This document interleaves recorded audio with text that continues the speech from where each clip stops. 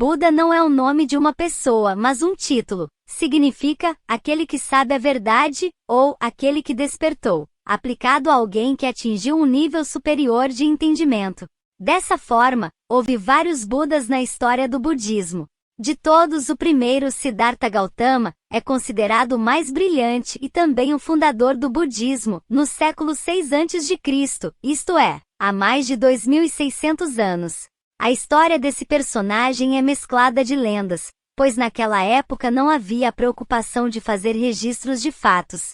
Sabe-se que o príncipe Siddhartha, cujo nome significa aquele que realiza todos os desejos, nasceu em Lumbini, região localizada nas planícies de Terai, no norte da Índia, território hoje pertencente ao Nepal. Era filho dos reis da dinastia Sakya.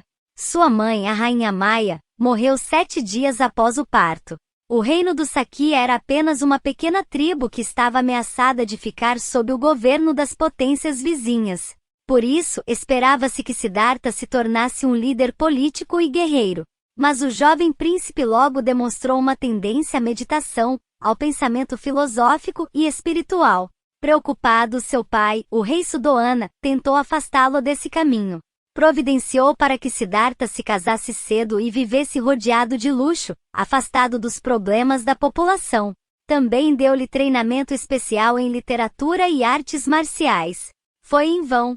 Tudo isso só fortaleceu a convicção do príncipe de que a vida só podia oferecer vaidade e sofrimento. Ao atravessar a cidade, ele teve contato com a realidade da velhice, da doença, da miséria e da morte. Siddhartha entrou em profunda crise existencial. Toda sua vida lhe pareceu uma mentira. Com isso, aos 29 anos, deixou seu palácio e título, e iniciou sua busca para atingir a iluminação, para desvendar o problema do sofrimento humano. Em suas andanças havia encontrado um monge que vivia de esmolas e observara que, apesar da situação miserável, ele tinha um olhar sereno. Assim, juntou-se a um grupo de brahmanes, sacerdotes da religião hindu, dedicados a uma vida ascética, isto é, feita de orações, privações, muita disciplina e mortificações.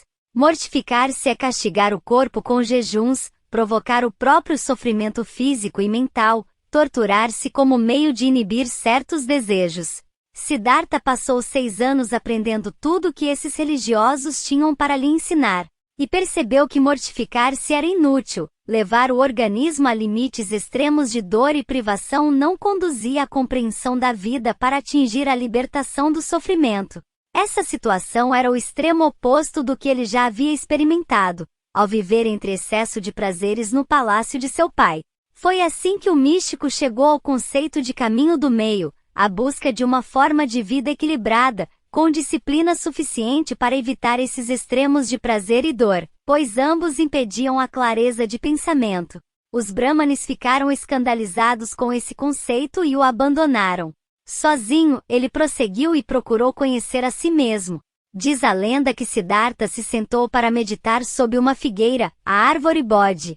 Ali conheceu a dúvida sobre o sucesso de sua empreitada, ao ser questionado pelo demônio chamado Mara, que simboliza o mundo das aparências e é representado em muitas ilustrações na forma de uma cobra naja. Diz a lenda que Mara ofereceu o Nirvana a Siddhartha, o estado permanente e definitivo de beatitude, felicidade e conhecimento. Essa era a meta suprema do homem religioso, obtida através de disciplina ascética e meditação.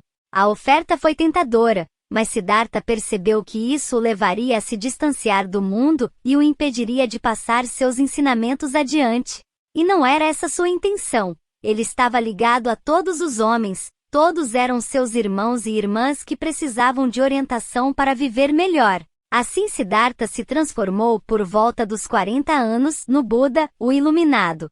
Começou na cidade de Benares a ensinar o Dharma, isto é, o caminho para o amadurecimento e a libertação de boa parte do sofrimento na vida terrestre. A essa altura, o número de seguidores, discípulos do budismo já havia crescido bastante, incluindo seu filho e sua esposa.